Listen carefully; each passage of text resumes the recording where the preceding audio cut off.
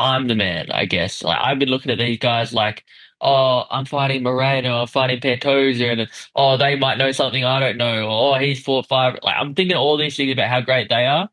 Um, and then I'm like, yeah, not giving myself the credit I deserve, I guess. So, going out there and going, oh, I think he's getting tired, and instead of like, I'll use an example, might explain it better. In the Pantoja fight, for instance, the fourth round, I was like, oh, I think he's getting tired. I should start pushing. I was like, oh, maybe he's been in 5 round fights a lot. Maybe he's saving something. Maybe I shouldn't blow my load and yeah, risk getting finished over the top of back. Whereas now it'll be like, no, he is getting tired. Screw this guy. Let's break him. That's how I'm trying to look at things. So just more confidence in your in-fight decision making, so to speak, like having more confidence in who you are as a fighter as opposed to Yeah, take them off the pedestal and realize that they're just another human being, and yeah, screw them. all right, everybody, UFC Vegas 109 this Saturday, and competing in the co-main event is this man, Steve Erceg, former UFC flyweight title challenger, taking on Ode Osbourne. Steve, how are you, sir? Yeah, good. It's good to have you here. You are in sort of unfamiliar territory heading into this fight, the 3-fight skid. How excited are you to just get back in there with just trying to get the train back on the track, so to speak? Yeah, I mean, yes, very excited to get the train back on the track. It's been like you learn a lot from losses and that sort of thing, but it feels a lot better being a winner.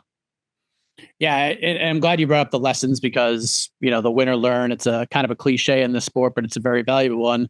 I mean, look at the guys you have competed against. The current champion, 2-time past title challenger, multi-time UFC champion, sort of a murderer's row of opposition. And as you mentioned, there are lessons to be learned from every fight, but what have been the biggest lessons you have learned during these past 18 months or so? Honestly, I think the biggest lesson is that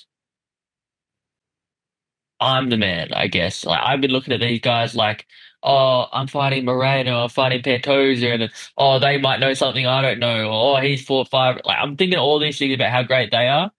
Um, and then I'm like, yeah, not giving myself the credit I deserve, I guess. So, going out there and going, oh, I think he's getting tired, and instead of like, I'll use an example, might explain it better. In the Pantoja fight, for instance, the fourth round, I was like, oh, I think he's getting tired.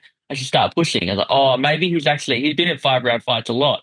Maybe he's saving something. Maybe I shouldn't blow my load and yeah, risk getting finished over the top of back.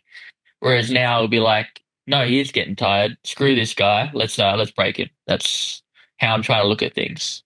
So just more confidence in your in-fight decision making, so to speak, like having more confidence in who you are as a fighter as opposed to Yeah, take them off the pedestal and realize that they're just another human being, and yeah, screw them, sort of thing. when did you have this I'm not gonna say epiphany, but I guess that's kind of like maybe it's the right word. I don't know. When did you sort of realize like I gotta knock these guys down a little bit? I'm the dude. This is about me and how good I am. When did you realize this lesson you needed to learn? But definitely after the Moreno one. Yeah, the whole time I was there, like, and it was just I'm expecting or waiting for um something new or something crazy that shows he's the next level and all that sort of stuff, and it just never came. And same with the fitness. I watched him go 5 round wars. I'm like, oh, he's going to be so fit. And just I was watching him after the fight in the corner, as in I'm watching the tape back, and I watched him in the corner blowing hard and that sort of thing. I went, these guys are just normal people. I don't know why I keep thinking that they know something that I don't know. And yeah, I got to move on and just fight like I'm that guy too.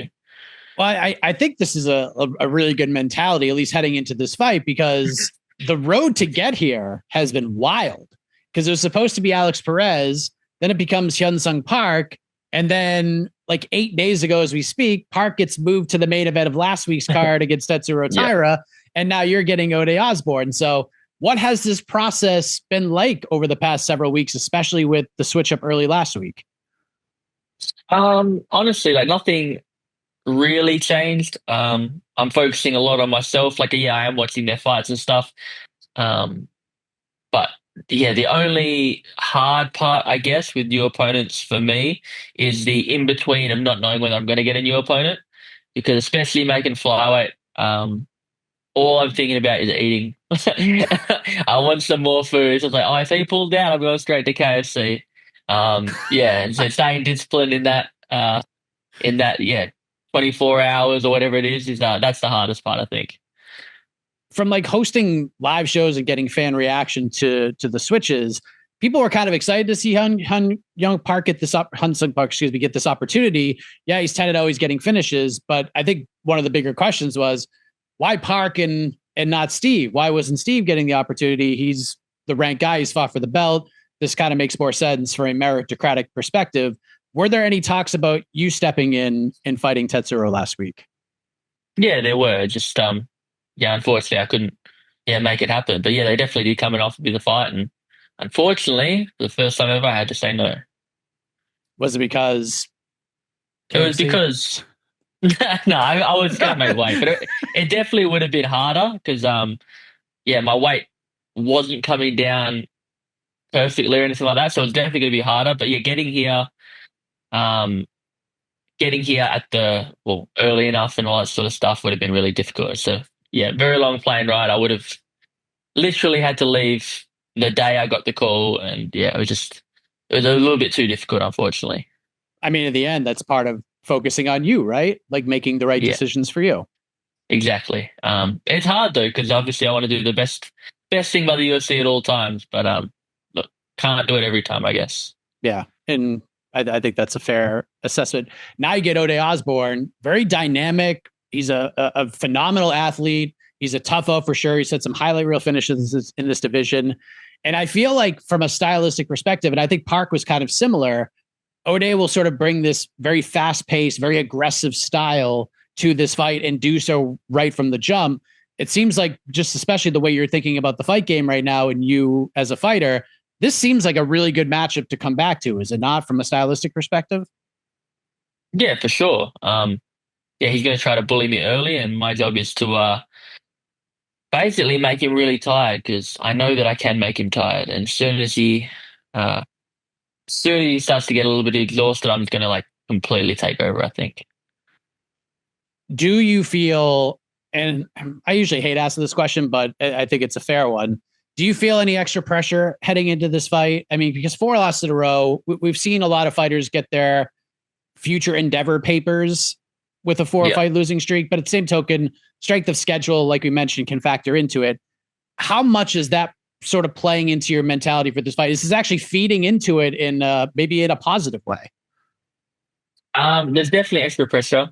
I'm trying not to think I have to do anything special or focus on it. It's just another fight. Yes, unfortunately, I'm on 3 losses and it could be fighting for my contract. But yeah, I think when you try to overthink and put too much on your plate, it can be detrimental. So I'm going to go out there and I'm going to punch another guy in the face. And if I win, I know I did everything I could to do so. If I lost, that's life, unfortunately. It's a nice freeing way to look at things, right? You go in there, you punch a guy in the face, like, and whatever happens, happens. Yes, it's not rocket science. So a win for you is enough, right? Like that's all we're looking for here. No matter how we get it, a win is a win. Yes, 100%.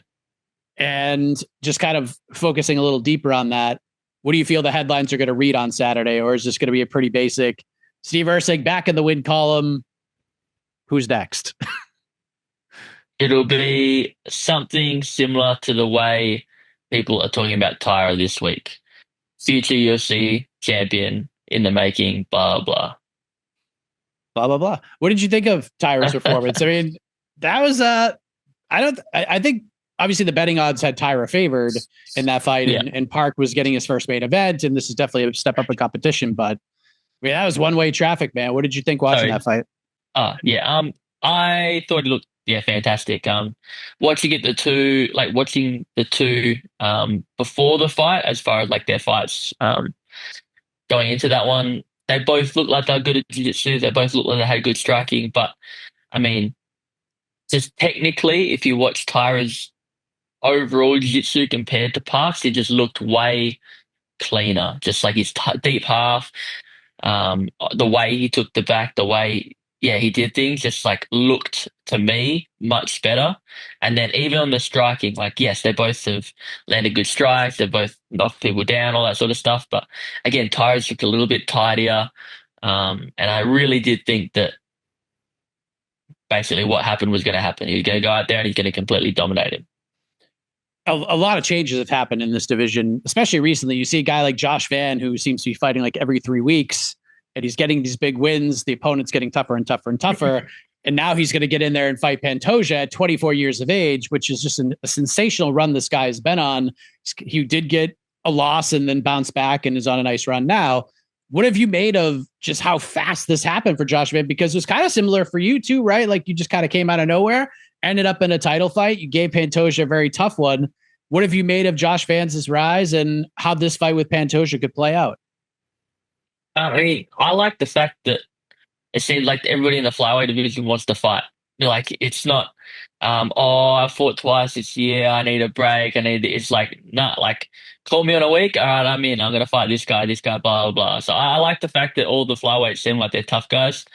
Um, I think, yeah, good on Van. Like it's a cool experience, a great experience for him and everything. He fought a really tough guy in Royval and beat Royval. I just think Pantoja, especially stylistically for Van, are going to be a completely different animal.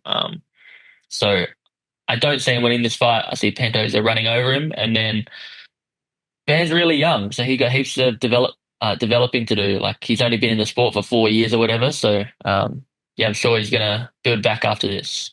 Yeah, I mean, like you said, you learn lessons in this fight game, and we look forward to seeing you imply those lessons and apply them in the octagon this Saturday against Ode Osbourne. Steve, appreciate the time as always, especially so close to the fight.